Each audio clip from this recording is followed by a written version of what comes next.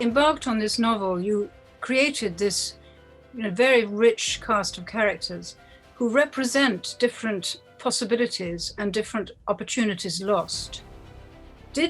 Are you actually taking them from your own memories, or are you creating them in order to mount these conflicts and these discussions? It's a very reflective novel.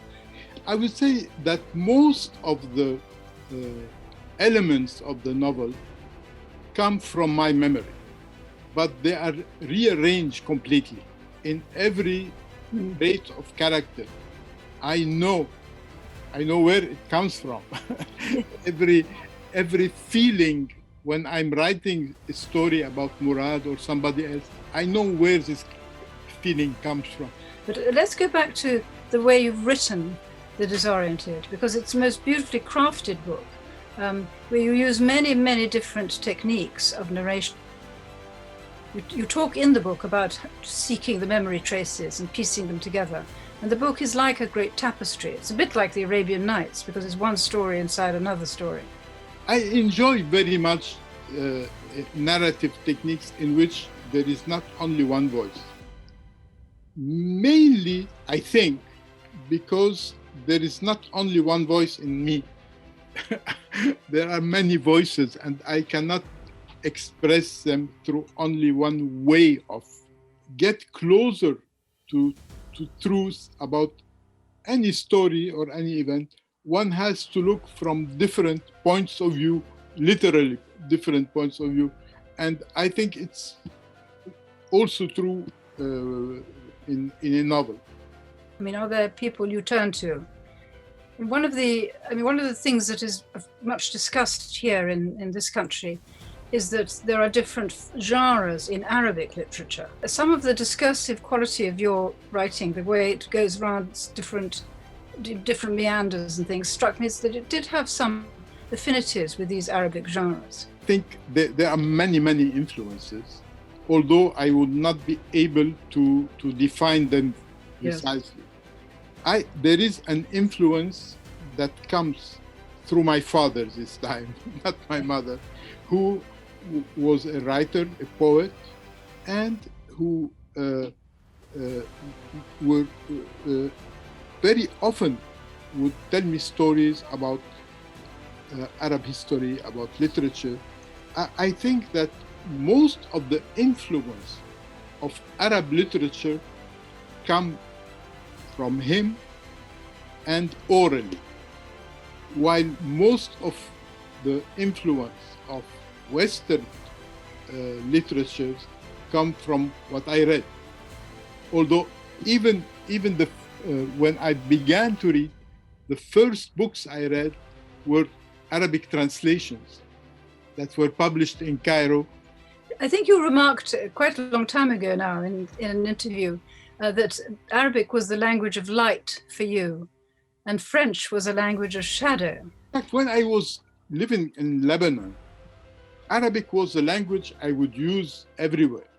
At home, because my mother spoke Arabic and French, my father Arabic and English.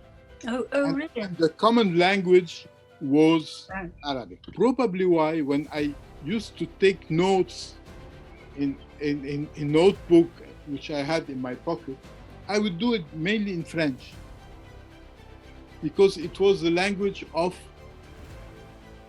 a bit of secrecy. And it was a huge change for me. Arabic is a very, very special language because there are many Arabics. Yes. There is the written Arabic, and also inside the written Arabic, there is a very classical Arabic, and there is what is called the language of newspapers. And then there is the spoken Arabic, which is very different. You've been a great advocate of multilingualism. I know that you've stood up for that. What do you think the possible measures are that we could continue to support the learning of languages? I think it's very important not to be monolingual. I think the incentive to learn another language when your language is so spoken by everybody, the incentive is very limited. but I think people should make the effort of learning something different, because I think the mind needs at least 2 languages.